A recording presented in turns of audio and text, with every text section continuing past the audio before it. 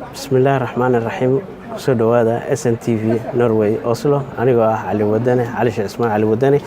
waxaan maanta halkan ku wareysanaynaa haddii la yiraahdo xildhibaan Cabdi Cali Xasan oo ah aqoonyahan Soomaaliyeed kuna nool muddo waddanka Norway, jaaliyadana ka mid ah xildhibaan Soomaaliyeedna ah. dhinaciga bidix waxaa fadhiya Liibaan Cusmaan Cabdiraxmaan oo ah asna xildhibaan Soomaaliyeed kuna noolay muddo waddanka Norway. maadaama ay waddankan ka dhacayso doorasho, ayaan xildhibaanada waxaan u dooranay inay ka hadlaan doorashada iyo systemkeeda. meeshan waxaa ka muuqato inay doorasho dhacayso haddii ilaaha yiraahdo. doorashadaasna ay bilaabatay 10 bisha. ay ka mid yihiin jaaliyadaha Soomaaliyeed, jaaliyada Soomaalida ku nool waddankan Soomaali Norwegian. halkan waxaan ku dooranay inaan labada xildhibaan weydiino su'aalo ku saabsan mustaqbalka Soomaalida. xildhibaan Cabdi Cali oo midigteeda fadhiya ayaan ka bilaabaya sida caadada ah. xildhibaan soo dhawow kusoo dhawaada SNTV Norway Oslo. anigoo Cali Wadane. aad baa u mahadsantahay Cali. sharaf ay tahay mar kale inaan anaga Soomaalida Norway ku nool fursad aan u helno inaan saaxiibadan dib u soo booqano. maantana fursad noo siiso inaan kula hadalno guud ahaan ummadda Soomaaliyeed, gaar ahaan Soomaalida ku dhaqan dalka Norway oo dad aad u tiro badan ah maanta, oo beriye hore tiradii joogtay saddex laabantay oo aan dhihi karno maanta 40,000 in ka badan ayaa ku nool dalka Norway oo ah xoog aad u weyn. Soomaalidana ka soo maqan dalka Norwayna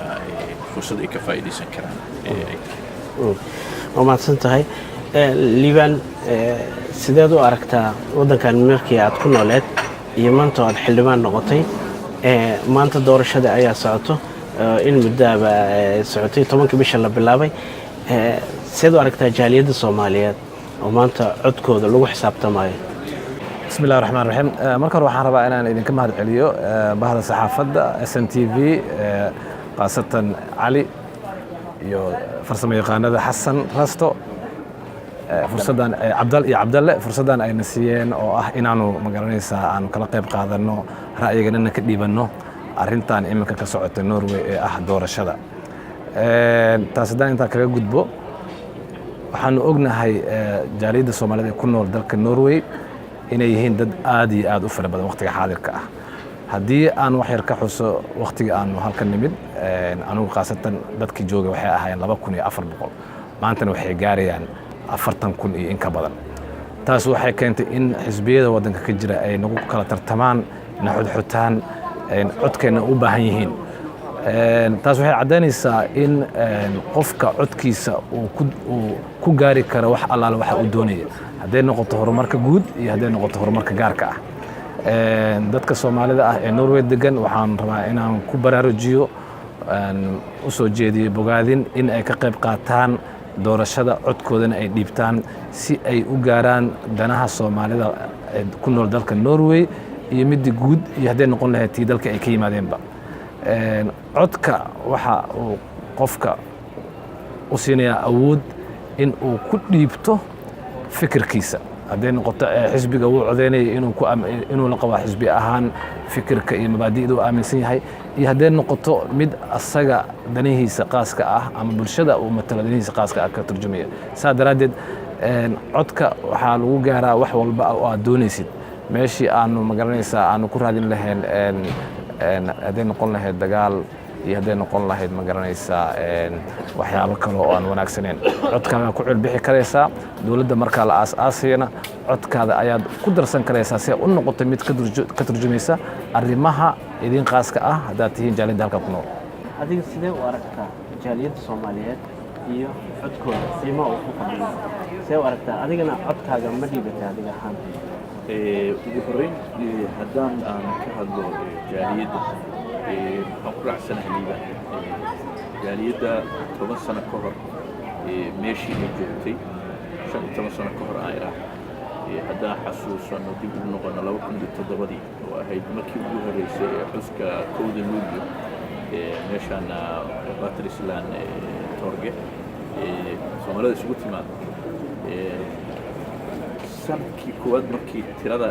oo aad ay u badnayd xataa 1,000 meelahaasaan oran karaa ayaa yimid. sanad labaadkii 3,000 oo dad yimid. Oslo Kommune oo ah meesha ugu badan oo dalkan dadka ugu badan ay ku nool yihiin Soomaalida ugu badan ay joogto maayarkii markaa joogay Stan Daxsutan wuxuu soo codsaday in khudba laga siiyo waayo 3 oo qofood oo dad ah meel isugu imaanayaan awoodooda haddana saas ta shaqada u musaabixi weysay nimanka la shaqeeyay mid ka mid ah yimid oo khudba ka jeediyay Soomaalida uma hadcelinayo inuu garab taagan yahay muujinayo waxa uu intaa u lahaana waxa soo dhaweyd doorashadii saano kale July ahayd doorashada waa taqaanaan waqtiga la galayo waa Agosto hore qofkii inuu qoray u codeeyo rabo codeeyo iyo September oo doorashada la galo muhiimad weyn u leedahay aniga waxaan fursad u helay maalinkan baasaboorka qaatay ilaa maanta la joogo marar badan inaan qaranka iyo tan deegaanada buu codeeyo tantii ka horreysay hadda waxay tii komuunada iyo gobollada loo codeynayay waxaan aad ugu faraxsanahay inaan goobjoog ka ahaa oo indhahaygu qabteen haddana aan saaxiibo badan ku leeyahay golaha deegaanada Soomaali badanaa ka tirsan anuu West Bian deganaa golaha deegaanka wiil iyo gabar ku leeyahay maamulka golaha deegaanka qaybta waxbarashada iyo dhalinyaro 19 jir ah haysta taa waxay muujinaysaa codka iyo doorashada inay saameyn tirada ay Soomaaliya ku joogaan inay awood u siinayso inay madax ka noqon karaan dalka in hadda ka hor sotan inay ka budbeynayay degmadaas aan deganaa Westby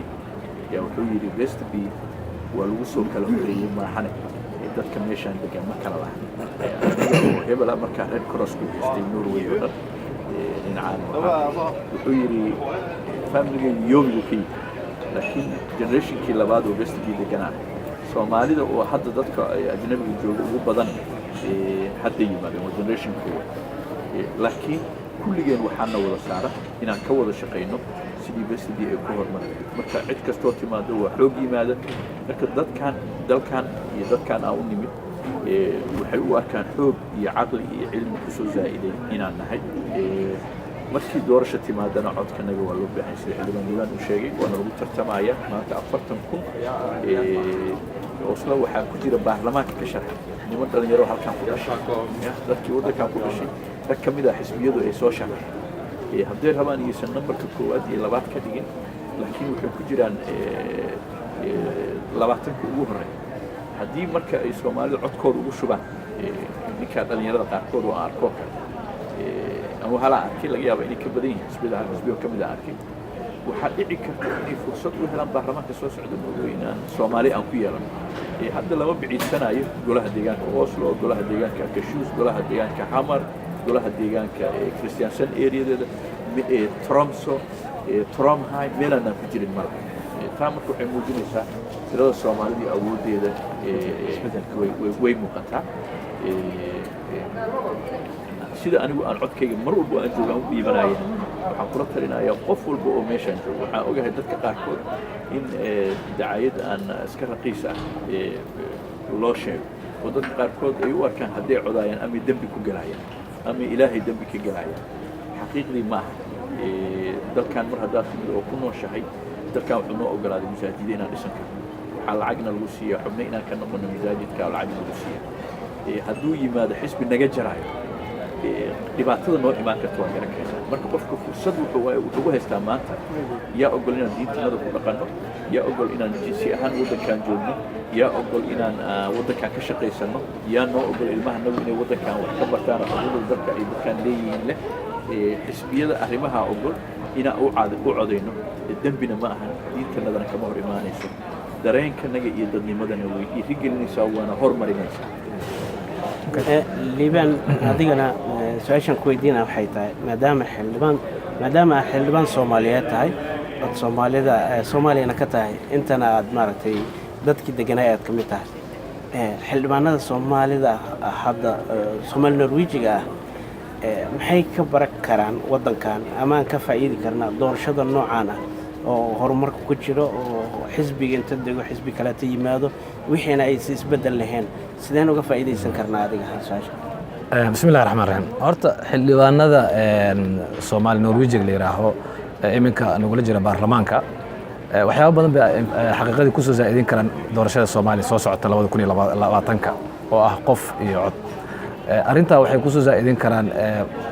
doorashadu noocyo badan bay ay ku timaadaa. Marka hore waa in la dhammaystiraa dastuurkii, dowladda siyaasadeedu waa inay ku jihaysan tahay in magaranaysaa loo socdo 2020. Intaa waxaa dheer wacyigelin in dadka la wacyigeliyo. Wacyigelintaas ayaanu waxaanu ka qaadan karnaa kaalin mug leh maadaama aanu ka nimid waddan ay doorasho ka jidhay, aanu soo codayn jirnayna maantana aanu codaynay in aanu dadkanagii aanu u tusnaa faa'iidada uu leeyahay codka. Halka ay maanta ay magaranaysaa ay ku muransan yihiin waxa la yidhaahaa 4.5 iyo magaranaysaa anaa badan iyo anaa yar, waxa keliya oo ay kaga bixi karaan waxay tahay qof iyo cod.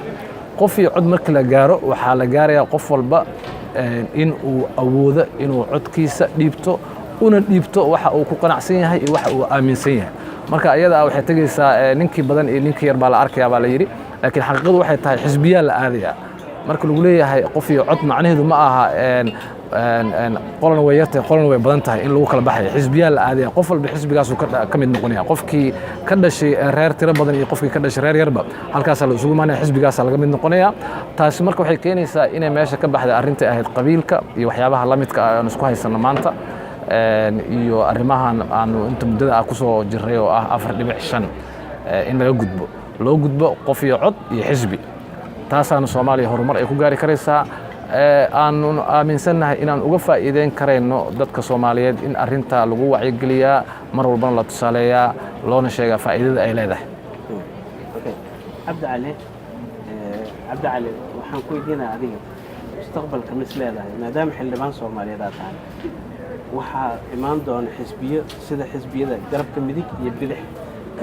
Soomaaliya oo ay maaragtay dadku ay yimaadeen ay soo doortaan ama dadku sidaan oo kaleeto liista samaystaan.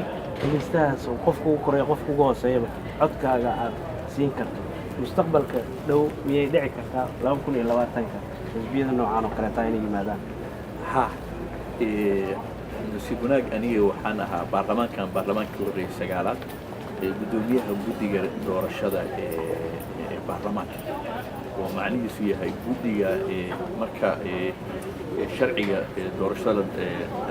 la qorayo iyo marka laga hadlayo nidaamka doorashada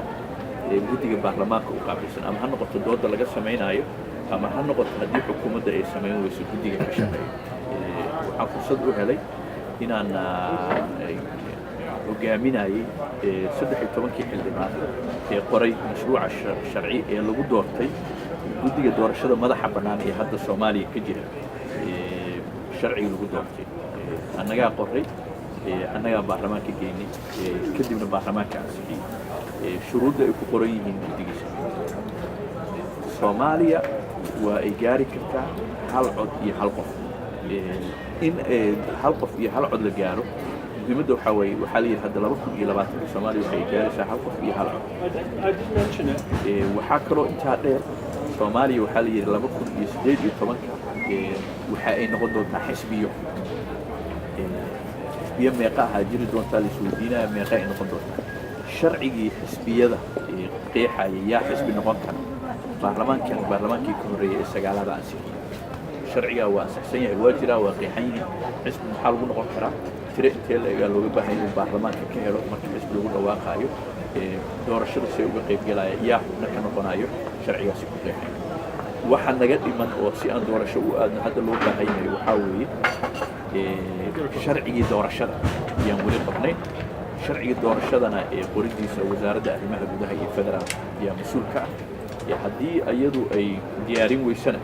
baarlamaanka wuxuu u magacaabi karaa ama guddiga arrimaha gudaha ee hadda jira ama guddi kale oo ku meel gaar ah oo shaqadaas uu u yimado iyo guddoonka baarlamaanka uu magacaabi karaa. waxaa kaloo oo muhiim ah si doorasho hal qof hal cod loo gaaro, nidaam doorasho wax la yidhaahdaa jira adduunka. nidaam doorashada hadda xisbiyaan ka hadlaynay, hadda waddankan habka ay wax ku dooranayaan proportional sida hadda ka muuqata si isu dheelitiran aan ahayn yaa cod badan. majority proportional waxay kula duwan majority system waxaa weeye tartana la galaya cidda cod badanaa guulaysanaysa. dhinaca kale proportionalka waxaa weeye si isu dheelitiran xisbigu cod u galaya tirada badan xisbigii hela nambarada ugu sarreysa codka uu helay yaa soo baxay laakiin tiradii laga adkaaday nambarkoodii kama lumaayo way aruurinayaan hadhow tirada guud ee codka oo dalka la codeeyey jajabkii ka soo haray yaa tiradii loogu talagalay in xildhibaan lagu noqdo yaa loo qaybinayaa xisbiyada si ugu kala badan yihiin macnaheedu marka waxaa waaye kaa isu dheelatiran waxa uu suuragelinayaa in aan cidna gadaal looga tegin sida hadda liibaan uu sheegayay aniga minority ahay iyo anaa majority ah haddii la qaato xisbiga habkan proportional ama isu dheelatirnaanta haddii la qaato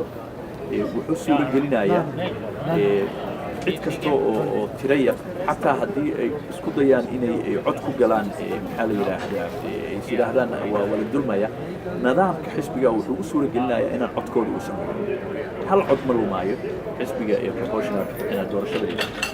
laakiin tan la yidhaahdo majoritaarka ama qofka awoodda badanaa guulaysanayo isaga xataa dhowr u qaybsama mid waxaa la yidhaahdaa first past the post oo ah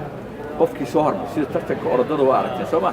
qofka ugu horreeyo meesha yimaadaa qaadanaya macnaheedu maxaa waaye degmo 10,000 ay ka codaynayso haddii 5 qofood ay ku tartamayaan 10,000 5 u qayb qofkiiba 2,000 oo heli lahaa soo ma haddii qof 2,001 uu helo degmadaas qofkaasaa codka ah macnaheedu maahan codkii ugu tirada badnaa 10,000 ma helin laakiin dadkii tartamaya wuxuu helay 2,001 hal dheergii wuxuu dhaafay inuu helo marka maxaad isu dhacayso codkii kaloo dhan waa lumaya 2,001gaas ninkii watay iyo xisbigii wataa doorashada ku guuleysanayo waa soconaya waa sida hadda Kenya ka jirta waa sida Mareykanka ka jirta waa sida Ingiriiska ka jirta nidaamkan kale oo aan sheegayno waa sida ka jirta Talyaaniga Faransiiska adduunka intiisa kale proportional waa kan ka jira ana waxaan qabaa Soomaaliya haddii ka qaadato nidaamka haddii qaadato waxa u suuragali karta in aan idina walwalin in qabiil majority noqonayo qabiil minority noqonayo waayo waxaa la samaynayaa guddi soo xula hadda waxaa arkaya waqadan xisbiga shaqaalaha iskale Raymond Johansson oo taqaanaan oo wasiir ah liiska meesha ugu dambeeyo ku jira wiil Soomaaliyeed oo yiraahdo Fawzi Warsam yaalkii meesha ku dhashay 20 sano inuu gaaray inuu ku yahay ya 19 ku jira macnaheedu waxa waaye guddiga doorashada xisbiga yaa waxay fursad siiyeen Fawzi inuu ka hormaro liiska Raymond Johansson oo aan naqaano oo wasiir ku-xigeenka arrimaha dibadda ah dalkaana xisbiga shaqo weyn ka soo qabtay secretary markuu ka ahaa qiyaasayo ya Red Cross ka haysan jiray agarka taqaana saasoo tahay korka qorada si aad waxa laga yaabaa ajnabi kala ku sii jiray oo ka sii horay ma garata ya ka sii marka macnaheedu waxa weeye nidaamka wuxuu suuragelinayaa in aan la dhihin yaa dadkiisu ku badan yihiin dalkan iyo ku badan yihiin yaa xisbiga oo anfacaya in la doorto isleedahay 4.5 oo ka gudbi doonaa 2020 qodobkaas ha haddii doorashada ay noqoto majority la qaato ama hal qaato proportional labadaba ama tirabadnida ama suuqyada haddii la doorto labadaba waxay ka fiican yihiin 4.5 waayo waxay suuragelinayaan tan kale hal mar ku darso waxyaabaha 4.5 kale oo suuragelin kara in laga gudbo oo haddii ay jiraan dad isleeyahay waa aad u tiro yar yihiin oo xisbiyada xataa dhexdooda laga yaabaa in lagu cusuriyeeyo oo liiska aan lagu soo darin waxaa la samayn karaa waxa la yiraahdo maxaa la yiraahdaa tiro in loo cayin oo marka horeba oo doorashada la gelayo percentage kamid ah boqolay kamid ah tirada doorashada ee kuraasta baarlamaanka lagu aadayo in la yiraahdo kooxda ha loo cayimo ayay dhexdooda ka tagtay liban su'aasheedu waxa waaye mis leedahay 4.5 kuna laga gudbi doonaa imise xisbi ayaa Soomaaliya u qorshaysan dastuurka u taal dastuurka laftirkiisana meel maray ilaa baarlamaanka 9aad kii 10aad lagu jiraa waxay leedahay kan 11aad wuxuu sameyn doonaa dastuurkii iyo arrimaheedii dastuurkana see lagu xallin karaa horta waxaan rabaa marka hore intaanan gelin jawaabta su'aashaada inaan meel yar saaxiibkay xildhibaan Cabdi Cali ka cayiliyo hadalkiisii suu sheegay waxaanu ku guuleysanay inaanu ka qayb qaadano ka mid noqoshada golaha deegaanka waddankan haday noqoto caasimadda ama degmooyinka maganaysa ku xeeran waxa maanta aanu doonayna aanu rabno inaan Soomaalida u sheegno aanu ku dhiirigelin waxa weeye in aanu ka mid noqonnaa baarlamaanka qaranka ee dalka Norway oo aanan weli ku jirin. Arrinta ayada ah waxaanu rabnaa inaanu kaga dayano sidii ka dhacday Sweden, Canada iyo meelo kale oo ka mid ah oo Soomaalidu ay ku tageen muhaajirnimo waqtiyadii dhawaa la soo dhaafay. walow ay halkan ahayd meeshii ugu dambeysay ay dadku soo gaaraan oo aan in muddo aan la joogin. marka maadaama maanta siduu xildhibaan Cabdi Cali idin tusiyay warqadda codeynta ee xisbiga shaqaalaha wiil Soomaali uu kaga jiro nambarka 20aad 19aad halka uu kaga jiro nin ahaan jiray wasiir ku-xigeenkii wadanka arrimaha dibadda ee dalka Norwayna nambarka 25aad ba waxaan rabaa inaad halka ka aragtaan in fursadanadu ay aad u fiican tahay hadaan Soomaalinahay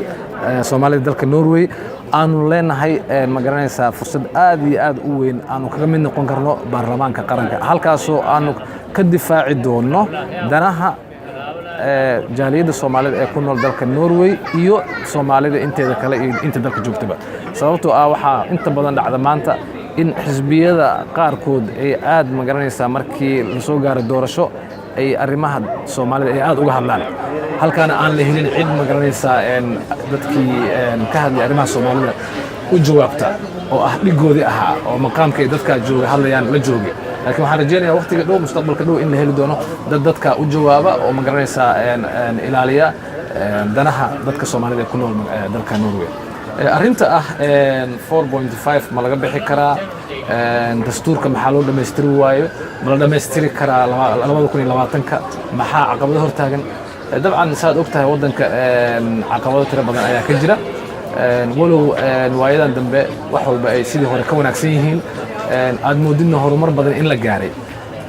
waxaan rabaa marka hore inaan ku booriyo dadka ummadda Soomaaliyeed meel walba joogto in la yeesho dulqaad aanu dulqaad sameynaa wax degdeg lagu gaari kara ma jiraan dalkan meeshuu ka yimid waa inaanu eegnaa markiisa hore meesha aanu ka nimid iyo meeshaan maanta taagana anuu kulli shakhsiyan waxaan u arkaa inaanu horumar gaaray markii la eego xaaladii aan ku jiri jirno ahayd isbaarooyinka iyo inaanu isku gudbi jirin iyo warlordka maanta waxaanu joognaa baarlamaan waxaanu haysanaa dawlad in baarlamaan looga wada hadlo si magaranaysa dad civilized ah ama magaranaysa dad reer magaal ah oo aanu kasoo gudubnay magaranaysa waxyaabihii qaabka daraa oo ka jiri jira wadanka arrintaas waxaan u arkaa arrin aad iyo aad u wanaagsan loona baahan yahay ummadda Soomaaliyeed mar walba inay maskaxda ku hayaan soona dhaweeyaan markii dhib yar uu dhaco ay taa eegaan meesha maanta la taagan yahay iyo meesha laga yimid aysan eegin waxyaabaha qabsoomi waaye iyo waxyaabaha dhiman sababtoo ah dabcan waxaa jiro caqabado badan baa jiro waxaa jiro nabadgelyo la'aan baa jira waxaa jiro dhaqaale xumaan jira inta dawladii iminka jiro way dadaalaysaa intii karaankeeda way wada waxyaabo badan waa looga baahan yahay waxyaabo badan waa soo qabteen fursadna hal siyaan oran lahayn ma garanaysaa intii laga gaaray waqtiga lagu xisaabtami lahaa taa markaan kaga gudbo dastuurka waa la dhameystiri karaa wadankan waa u gaari karaa qof iyo cod laakiin shaqo badan baa ka horeysa in la qabto oo loo baahan yahay shaqooyinka marka haddii aan loo kala horumarin sidii ay muhiimadda u kala leeyihiin waxaa suurtagal noqonaysa inaan la gaari karin hadafka ah qof iyo cod in la gaaro wax sahlan ma aha waa jecelahay waxaa muhiim ah qofka inuu magaranaysaa bini aadanka mar walba uu leeyahay rajo inaan rajo dhigin oo aan la orin lama gaari karo iyo ma gaari karno waa la gaari karaa waxaan adduunkan la qaban karin ma jiraan laakiin wax walba waxaa ka horeeya inuu qofka uu aaminsan yahay wixii in la qaban karaa rajana ay ku jirtaa qofka hadduu rajada ka tago waxaa dhacaysa ma garanaysaa inuusan qofka waxba aysan u qabsoomin ama uusan meel gaari karin waa rajaynaynaa waa ku rajo weynahay waa aaminsannahay dowladda iyo baarlamaankuba inay ka shaqaynayaan in la gaaro qof iyo cod laakiin waxay ku xiran tahay hadba xaaladda nala soo gudboonaata iyo sida wadda uu noqdo jawiga ugu dambeyntii maxaa kula tali lahayd jaaliyadda Soomaaliyeed ee ku nool waddanka Norway su-aashii ugu dambeysay jaaliyadda Soomaaliyeed ee ku nool dalka Norway waxaan jeclaan lahaa inaan u sheego maanta fursad ayay haystaan aad iyo aad qaali u ah fursadaas waxay tahay in ay doortaan xisbiga danahooda iyo ayahooda ka talinayo oo ay aaminsan yihiin inuu uga fiican yahay xisbiyada kale taa marka haddii ay ka faa'iidaystaan waxaa u suurtagelaya inay nolosha u sahlanaato inay magaranaysaa waxbarashadooda ay sidii doonaan u bartaan caafimaadka ay doonaan ay heli karaan guryaha ay doonaan ay degi karaan waddankaana ay u noqon karaan dad la mid ah dadka degan siday maanta u yihiin laakiin xuquuqda ka maqan oo magaranaysa hoose oo ay dareemayaan inay xoogaa wixii ay rabeen aysan helin maadaama xisbiyada waddanka isku badbedela xisbiba siyaasad buu wataa xisbi waxaa laga yaabaa inuusan u roonayn dadka faqriga ah oo u roonayn dadka taajiriinta ah xisbi waxaa laga yaabaa inuu u roonayn dadka magaranaysa faqriga ah uusan taajirka u roonayn marka Soomaalidu waa inay eegtaa meesha ay doonayso inay ka gasho mujtamaca ka jira dalka Norway taa markay eegaanna waxaa u sahlanaanaysa xisbiga markaa ka turjumaya danaha ayagu ay leeyihiin oo noloshooda ku saabsan inay doortaan cabdi cali waxaa ka mid ahayd jaaliyaddan waddankan ku nooleed in muddahana ku nooleed xildhibaana ahayd waxaa ka soo bilowday dowladdii carte ilaa iyo hadda waxaa ku jirtay baarlamaanka kii 8aad kii 9aad kii 10aad kii 11aadna waa u socotaa stiilna jaanis aad leedahay say u muuqato waa ku hambalyeynaya labadiina waa idin hambalyeynaya laakiin maxaa ay dadka Soomaalida ah diasporada ah ay ku kordhi karaan dadkii Soomaaliya ku noolay oo xildhibaanada u tihiin oo mas'uuliyadda u qaadeen mas'uuliyadda u qaadeenna ma ka soo bixi kartaan 100% tan koowaad tan labaad ugu dambayso maxaa kula taliyeed jaaliyadda Soomaaliyeed ee ku dhaqan waddanka Norway sidee codkooda maanta ay leeyihiin oo bixin karaan saacadii maxaa saacadii kula tahay soo waxaan ku hormarayaa tan dambe oo ah Soomaalida Norway wixii aan ka dhihi lahaa iyo doorashada horaan uu yiri xisbiyada ayaga danahooda ka shaqeynaya xildhibaan liibaanna waa wuxuujiyay aniga waxaan ku celinayaa taa xisbiga dantooda ka shaqeynaya labo waxaan oran lahaa in ay doortaan ka shaqeeyaan xoogooda isugu geeyaan hal qof oo Soomaali inay baarlamaanka soo daraan laba midba way caawinaysaa number 1 waxay caawinaysaa codkooda inuu baarlamaanka tago sanadkii hore waxaa ka dhacday nin booliska gabar inuu xabad ku dhufto waxaa ka dhaca sanad walba meeshan faamiliyo inay yiraahdaan ilmaha nagaana laga qaatay baarlamaanka qaata waxaa ka dhaca kiisas uu ka mid yahay maxaa la yiraahdaa ninkii baasaboorka laga noqday mahad waxaa ka dhaca kiisas ka horeeyay dad in la xiro maxaa la yiraahdaa ayagoo dambi aan gelin maxkamad ay fuulaan ilaa aan isla ognahay maxkamadda sharci isla tago haddaadan haysanin baarlamaanka meesha codka ugu sarreysay ee wax laga go'aamay dalka aad dad ku lahayn mar walba qof kale u daba fadhida inta uu ku hagar baxayo ma ogaan kartid haddii ay jirto marka maanta fursad in dadka qaarkood xisbigan hadda aragnay 19 qof la keenay waxa laga yaabaa xisbiyada kale in dad meel keenaan aniga waxaan qabaa deegaanada ay Soomaalida joogaan inay isugu tagaan qofka 19 codkooda haddii u geeyaan Soomaalida waxaan qabaa 2 ilaa 3 qof way soo saari karaan 2 ilaa 3 qofood baarlamaanka way soo saari inay dadaal beenaan dadaal galaan haddii gali waayaan hal qof soo saara tan kale waa su'aash kale oo weydiisay Soomaalida maxay ku tari kartaa Soomaaliya wax badan ay ku tari kartaa jaaliyadda Soomaalida hadda kiiskii abaaraha ogey abaarta Soomaaliya 4 milyan iyo bar ya dollar iyo Soomaalida jaaliyadaha dibadda iska soo aruuriyeen maxalliga ugu deeqeen dadkii walaalahooda abaaruhu ay qabsadeen abid ma dhicin 4 milyan iyo bar qaramada midooba ma bixiyaan dawladaha aanu cararayn lacag ay bixiyaan ma waxaa laga yaabaa idinka 1 milyan waxa idin qoran $124,000 $124,000 aniga waxaan ogahay waa Oslo kaliya deegaanka ani aan deganahay Somaliland waqooyin ee Hargeysa lacag u direen Booramana lacag u direen si masaajidka iyo jaaliyadaas areas kaliya direen waxaan hubaa gobolada dalka oo dhan lacagahaas waa laga diray marka lacagta idin qoran oo Oslo agaarkeeda ka dirteen lacag ka badan ay direen meel walbana saasa looga diray ka baarlamaan ahaan maxaan qaban karnaa anaga waxaan qaban karnaa wax badan waxaan qaban karnaa codka jaaliyadda halkaan degan inaan noqono gudaha markii oo dhibaatooyinka ay qabaan aan gudaha uga hadli karno hal dhib oo kamid ah oo ay qabaan haday keenaan baarlamaanka sidoo u shaqeeyo waa sida tan baarlamaanka maadaama shacabku uu matalo inaan arrin shacabkaygu ay ka dhidhinayaan inaan baarlamaanka horgeeyo oo meeska ugu horeeyay oo siyaasadda dalka looga doodo waxaan u baahanahay 10 cod Soomaalida Norway maanta waxay leeyihiin 7 qofood oo baarlamaanka ka tirsan waxa naga dhiman marka waa 3 qofood 7 inta saxiixna 3 qofood oo saaxiibadeen mar walba waa helayaan marka mowduuc walba oo aan rabtaan yaan baarlamaanka horgeyn karnaa oo kaga doodi karnaa oo aan u ololeyn karnaa in inta sharci laga dhigo ama go'aan laga soo saaro ama qaraar mar walba baarlamaanka sharci kaliya kama soo baxan qaraaro lagu amrayo wasaaradaha arrimaha dibadda ha noqoto arrimaha gudaha ha noqoto madaxweynaha ha noqoto wasaaraha ha noqoto ayaa baarlamaanka soo baxay qaraaradaasaan ka soo saari karaa laakiin baahidii annagu ma garan karno idinkaa la rabaa inay idinka timaado dhowr habna waa ku keeni kartaa inaa annaga nala soo xiriirtaan oo aad 10 xildhibaan ahaan aan ku geyno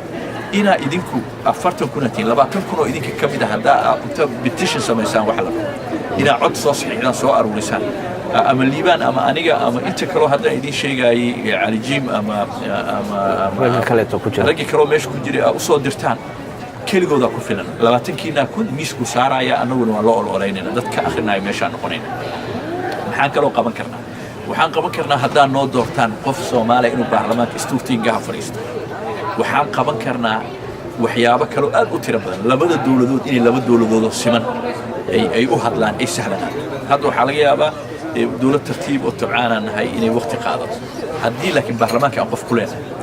waxay sahlan tahay inaan qofka xildhibaanka awood uusan lahayn ee xildhibaanada kale ee Norwejiga aan siino waayo wadan uu leeyahay inaan inta azuulna dalka ku azuulno danihii labada dal ay kala lahaayeen ninka fulinaya inuu noqdo inaan garab ku siino gudaha inuu ka noqdo awood weyn oo soo zaa'idin karta shanqarta Soomaalida Norway halkan awood weyn oo soo zaa'idin karta in ay xaqooda ay ku leeyihiin dalka gudihiisa ay muuqato awood weyn oo soo zaa'idin karta inay annaga noo sahlanaato inaan codkanaga Norway uusan noqonin xildhibaan xagga kaliya jooga iyo nin bari meeshaan qaxooti ku ahaan jiray ay noqoto inaan haysano xubin walaalnala ah nagu garab ah aan isfahmi karno isku luqad ku hadlayno codkanaga markaa xagga ka keenno inta si sahlan miiska istuurtiinga in looga doono sahli kara waa xildhibaan Cabdi Cali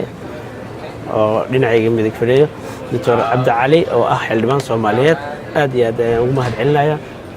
liibaan Cusmaan Cabdiraxmaan asaguna sidoo kaleeto aad iyo aad aan ugu mahadcelinayaa waa barnaamijkeennii aan ugu talagalnay doorashada ka dhacaysa waddanka Norway qof iyo codkiisa inay Soomaaliya gaarto 2020 oo SNTV anigoo ah Cali Sheekh Cusmaan Cali Wadani halkaan ayaan ugu mahadcelinayaa xildhibaan Cabdi Cali iyo liibaan aad iyo aad u mahadsantihiin waxaa kaamirada iga saaciday Cabdalla oo ah farsamayaqaankii iyo Xasan Rasto oo ah asna barnaamijkiisa ku soo dubaridii